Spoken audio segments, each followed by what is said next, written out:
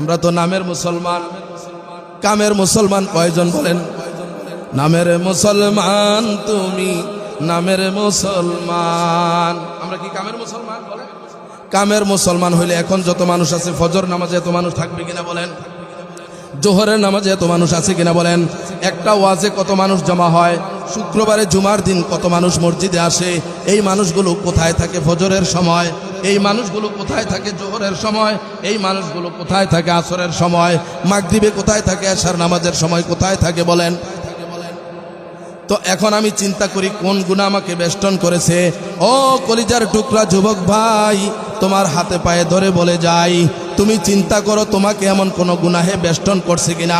যারা গেমস খেলো, PUBG game, আরো কি কি গেমস আছে না, সারা দিন এই মুনাজাত দিয়ে বসে থাকে কিনা বলেন?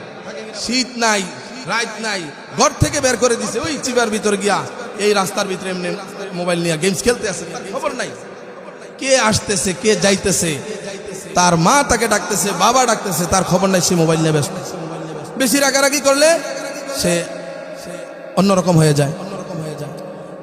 ও যুবক ভাই, তোমাদের হাতে পায়ে ধরে বলে যাই, গুনাহ, এই মোবাইলের গুনাহ থেকে সরে আসো।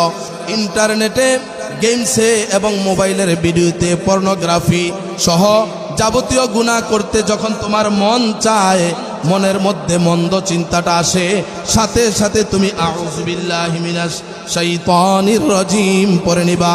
আল্লাহ বলেন ফাইদা হুম মুবসিরুন, সাথে সাথে তোমার চোখ খুলে যাবে, তুমি গুনাহ থেকে বাঁচতে পারবা। আজকে থেকে করব তো ইনশাআল্লাহ। তাহলে গুনাহ থেকে বাঁচার এক নাম্বার আমল বললাম তাআউযুজ, আউযু বিল্লাহ পড়া। আউযু বিল্লাহ পড়ব তো ইনশাআল্লাহ। আল্লাহ তাআলা আমাদের সবাইকে তৌফিক দান করেন।